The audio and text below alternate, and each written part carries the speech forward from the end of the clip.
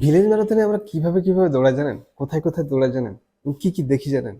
বলবো? আচ্ছা শুনেন।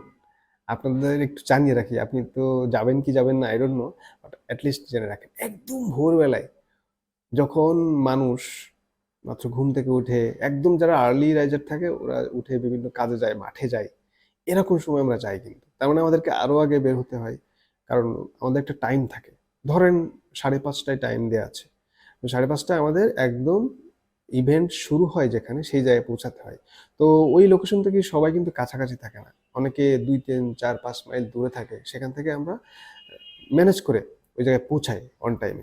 এরপরে কি হয় আমরা একসাথে একটু ছবি-টবি তুলি। হ্যাঁ? সবার সাথে দেখা হয়, একটু হাই হ্যালো হয় বছরে একবার। অনেকেই আছে বছরে শুধু একবারই দেখা হবে।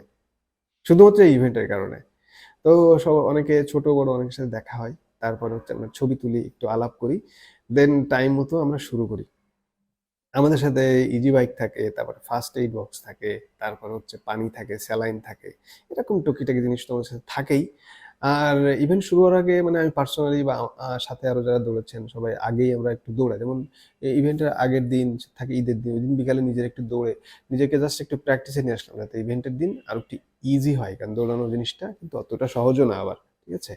আর এই দৌড়টা কিন্তু বলে রাখি যে স্পিডে ফাস্ট হওয়ার কোনো দৌড় না। জাস্ট একটা টাইম থাকবে, ওই টাইমের মধ্যে আপনি আস্তে, আস্তে, আস্তে, আস্তে গিয়ে পৌঁছালে হলো। ফিনিশ করাটাই মেইন বিষয়। এখানে ফার্স্ট, সেকেন্ড, থার্ড এর কোনো বিষয় নাই। তো ওইটা একটা ব্যাপার রিল্যাক্স থাকে মাথায় যে আমার ফার্স্ট, সেকেন্ড, থার্ড এর কোনো ব্যাপার না। ১, ২ হচ্ছে এই যে সকালের যে ওয়েদার থাকে, আমি জানি না আপনি কখনো দেখেছেন কিনা, ফিল করেছেন কিনা বা ওটা কনজিউম করেছেন কিনা, এটা করতে পারবেন। চমৎকার একটা ওয়েদার, ঠান্ডা, ঠান্ডা একটা ভাইব থাকে।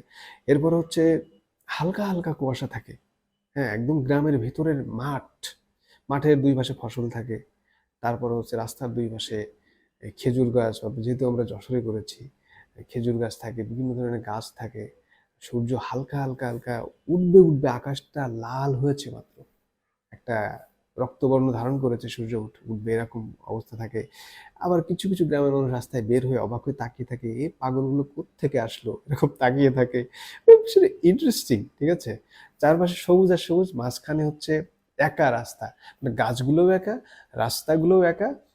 এর মধ্যে আমরা আবার একা, একা দৌড়াই। Very interesting.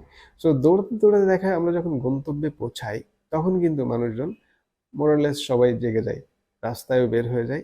আমাদের দৌড়ও শেষ হয়ে যায়। আমরা কাউকে ডিস্টার্বও করলাম না, আবার আমরাও ডিস্টার্ব হলাম না। ধরেন বেলা হলে তো রাস্তায় গাড়ি-টাড়িও বের হতে পারে, বাইক-টাইক বের হতে পারে। এই ধরনের ঝুঁকি-টুকি আর থাকে না। আমরা তার আগেই কমপ্লিট করে ফেলি সাধারণত। এই ব্যাপার। আর হচ্ছে যদি আপনি নিজেও আসেন তাহলে এগুলো উপভোগ করতে পারবেন। একা, একা উপভোগ করা আর একসাথে উপভোগ করার ভিন্ন পরিবেশে উপভোগ করার মধ্যে কিন্তু আকাশ-পাতাল ব্যবধান থাকে। সো ভিলেজ ম্যারাথনে যদি আপনি আসেন তাহলে জীবনের চমৎকার কিছু সৌন্দর্য উপভোগ করতে পারবেন বলে আমার বিশ্বাস। দেখা হচ্ছে ভিলেজ ম্যারাথনে। Good bye.